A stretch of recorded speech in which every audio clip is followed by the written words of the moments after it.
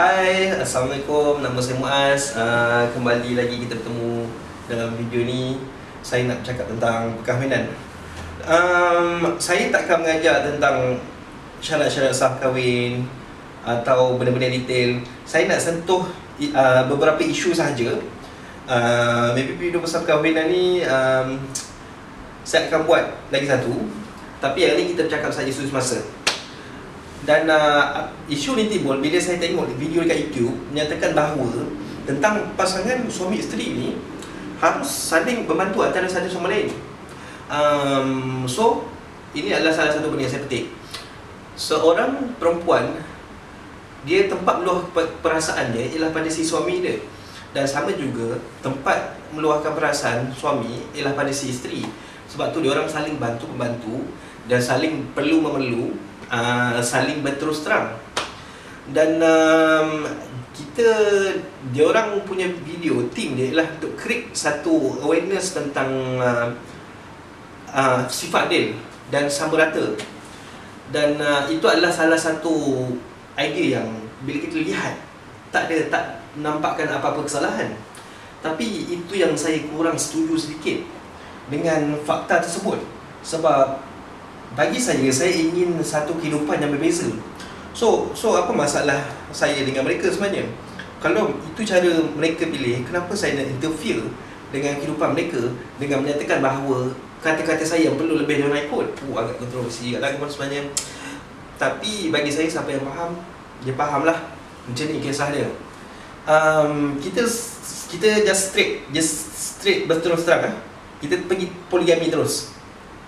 Okey, kenapa lelaki boleh kahwin sehingga 4? Kalau dia boleh kahwin 1, 2, 3, 4, tapi kalau dia rasa tak adil, dia berkahwinlah dengan satu saja. So berdua saja dengan dia orang. Tapi kenapa lelaki tu boleh kahwin sampai 4? Sebab lelaki punya kriteria ni, dia ada orang-orang yang melindungi. So lelaki ni dia kena lagi hebat lagi lah daripada kaum perempuan. So apa kehebatan yang sepatutnya ada pada lelaki? Dia boleh membelikan rumah untuk isteri dia, dia boleh belikan kereta, lepas tu dia jaga makan minum, lepas tu dia belikan pakaian, lepas tu dia berikan perhatian dan didikat agama. So bagi saya, kalau isteri pun kena mainkan peranan kepada suami, apa yang melayakkan suami itu untuk dapat lebih daripada apa yang benda yang isteri dapat. So maksudnya kalau isteri dan suami sama rata, kalau suami boleh kahwin 4, maksudnya isteri pun boleh kahwin 4 jugalah. Apa yang saya cuba nak masukkannya? Kisah dia macam ni, kisah dia berkait rapat dengan mentaliti. Bagi saya, macam mana nak dapatkan respect daripada seorang isteri tu untuk mengakui bahawa isteri itu akui bahawa suami dia layak untuk berkahwin 2. Bila kita tengok, even perasaan yang ada pada suami tu pun masih lagi perlukan si isteri tu untuk dia meluahkan. So suami balik kerja, dia stres dengan bos dia, lepas tu balik rumah dia pergi merajuk dekat isteri dia. Awak tengoklah bos saya buat saya macam ni, buat macam ni. So ini adalah karakter lelaki yang lemah. So lelaki yang lemah ni layak ke dia untuk cari yang kedua kalau dia sentiasa memerlukan isteri yang pertama? Sebab lelaki yang layak untuk kahwin 2 ni ialah di mana perempuan tu yang memerlukan lelaki tu, tapi lelaki tu tak perlukan perempuan tu pun. Secara kisahnya, lelaki ni diangkat darjat dia begitu tinggi sehingga dapat menjaga 4 orang wanita kerana bukan sekadar peribadi dia yang mampu memberi secara zahir, tapi pemikiran dan mentaliti seorang lelaki juga adalah satu benda yang jauh berbeza. Dan sebenar-benar kisah, bagi saya, seorang perempuan boleh meluahkan perasaan pada si lelaki, tetapi lelaki, si suami ni layak meluahkan perasaan kepada Allah Subhanahu Wa Taala sahaja. Dan bila kita lihat pada konteks tu, bayangkanlah seorang suami tidak pernah membawa berita yang tidak gembira kepada isteri dia, kerana setiap kali dia cakap dengan isteri dia mesti benda-benda yang fun, mesti bersih benar-benar berinformasi, dia mendidik isteri dia, dia menceramah isteri dia, dan dia bergurau senda dengan isteri dia, bermain teka-teki sebagainya. Tapi bila dia ada rasa yang tak tenang, dia terus bermunajat kepada Allah SWT, dia berdoa kepada Allah SWT, dia bercakap dengan Allah SWT, ya Allah Tuhanku, bos aku ni tak betul lah dia buat kat aku. Tanamkanlah rasa sabar pada diri aku, dan ubahlah pemikiran bos aku tu supaya dia lebih menghormati. So darjat seorang lelaki bila dia hanya menyampaikan kebaikan sahaja kepada si isteri, tapi dia tak pernah bercakap benda-benda yang isteri tu tak suka dengar, so bagi saya itu adalah satu pengorbanan yang sangat tinggi. Kerana dia punya keseronokan kat mana tau? Expectation daripada isteri itu sendiri. Suami aku kalau bercakap dengan aku mesti benda-benda yang fun-fun, mesti benda yang best-best. Dan inilah yang membuatkan isteri tu yakin bahawa layaknya si suami dia diangkat darjat dia. Dan memang nampaklah kenapa suami ni menjadi ketua keluarga. Even suami ni kalau cakap pasal mengemas rumah, sepatutnya boleh jadi ia adalah salah satu kerja suami. Suami kena basuh pinggan, suami kena basuh kain, suami kena sidai kain, suami kena memasak. Yes, suami kena masak untuk isteri dia. Sebab bila kita kata suami sebagai ketua keluarga, kalau apa taraf seorang ketua, kalau dia dijaga oleh orang lain, kalau ketua tu boleh mati keduduran tanpa orang lain masakkan untuk dia. So nak jadi ketua, dialah orangnya yang boleh jaga diri dia sendiri, dan dia orang yang menjaga orang bawahan dia. Sebab tu orang bawahan dia ikut kehendak dan ikut perintah setiap apa benda yang si suami tu cakap. So bila suami yang sebegitu hebat yang datang pada isteri hanya bawa berita gembira, dan datang dalam keadaan menyediakan satu tempat yang dia selesa, dan banyak membantu kerja-kerja rumah, dan dia adalah orangnya yang menjaga, yang memasakkan untuk isteri dia. Dan inilah apa benda yang saya cuba nak tanamkan sifat-sifat dalam diri saya, dan saya cuba nak approach orang sekeliling untuk percaya bahawa itulah sebaik-baiknya benda yang berlaku pada kaum Adam. So apa jadi pada kaum Hawa? Dia orang nak buat apa? Takkan nak duduk rumah goyang kaki? Itu terserah pada kaum Hawa tu lah, apa benda yang nak buat. Saya kata macam ni lah, dapat lelaki yang macam ni, si isteri pandai-pandailah fikir sendiri, sama ada awak take it for granted atau benda lain yang awak cuba nak balas. Lepas tu jadi nanti sekali-sekala awak cuba nak balas, awak buat surprise kat suami awak tiba-tiba hari ni awak pula yang masak. Lepas tu tiba-tiba hari ni suami awak balik, rumah-rumah dah kemas. Dan bila kita cakap pasal macam ni, orang kata macam mustahil tu Mas, untuk suatu kehidupan yang hebat macam tu, kat mana suami tu nak dapat? Saya faham manusia sekarang ni teruk. Suami yang macam-macam kalinah, pelik-pelik perangai, sampai jatuh ke kes cerai. Itulah benda tu jadi tak sedap lah. Tapi saya rasa macam inilah benda yang kita kena cakap, inilah benda yang kita kena aware pada orang sekeliling.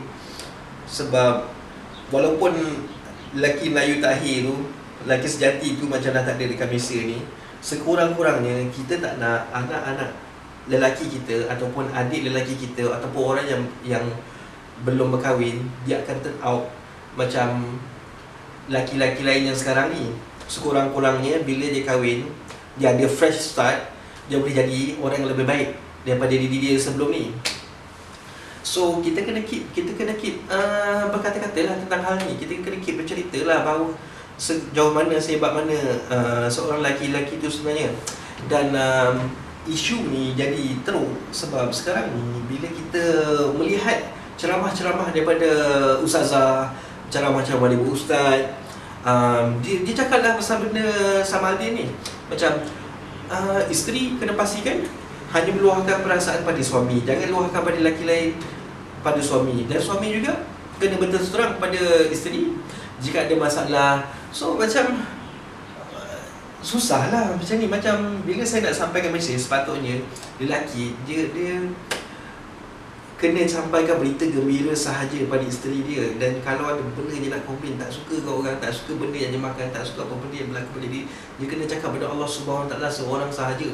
Kerana pentingnya untuk menunjukkan bahawa apa benda yang datang dari lelaki ini adalah benda yang baik-baik. Tidak bermaksud saya memandang rendah kaum wanita. Macam ni, lelaki dan wanita lain. Lelaki memang dipilih untuk khalifah, untuk keluarga. So take your responsibility lah. Dan perempuan ni ialah kaum yang lemah lembut, yang penuh dengan kasih sayang. Dan kita, bila kaum perempuan meluahkan perasaan, tak bermaksud dia lemah, tapi dia memberi satu kepercayaan bahawa kalau aku lemah, mesti akan orang yang tolong aku, mesti akan orang yang menjaga aku.